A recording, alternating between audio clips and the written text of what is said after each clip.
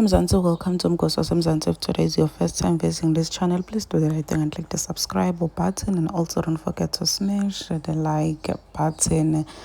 Abonge was one of the people who were invited lapana akushaka ilembe a premier lebe kunama celebrities lamaningi kakhulu bolundi la endani nomzamumbatha ngisho nabo King Misuzulu, they were there begcwele ngendlela lesimanga okugcwele ukuchichima. So Abonge Msweli was one of the people lenaye bebam-invitele, and people dragged him for ukuthi why bam-invite lapana because uyistabani, number one.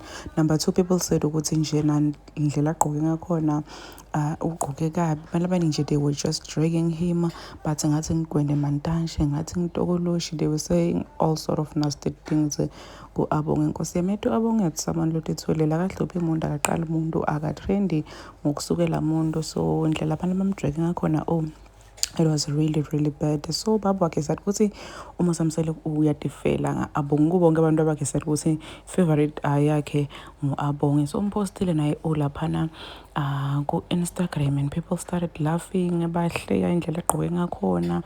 So angivisisi ukuthi guys ngifuna ukuthi agqoke njani mfana, and why you guys dragging u-Abonge lana guys? Akusuye umpumelelo lo ngu-Abonge, but why nimdraga ngale ndlela? Sininginingi nina umuntu niyamthanda, sininginingi futhi anisamthandi, sininginingi niyamdraga, sininginingi nimkhuluma kahle guys.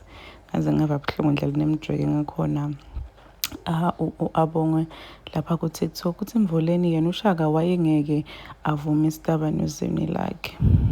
Guys, sanibantu labaqabanga so like ucabanga ngale ndlela every day. Please do comment what you think below down in the comment section. Don't forget to hit the notification bell so that you can be notified whenever I upload a new video. This is the end of my video. I am signing out. Goodbye.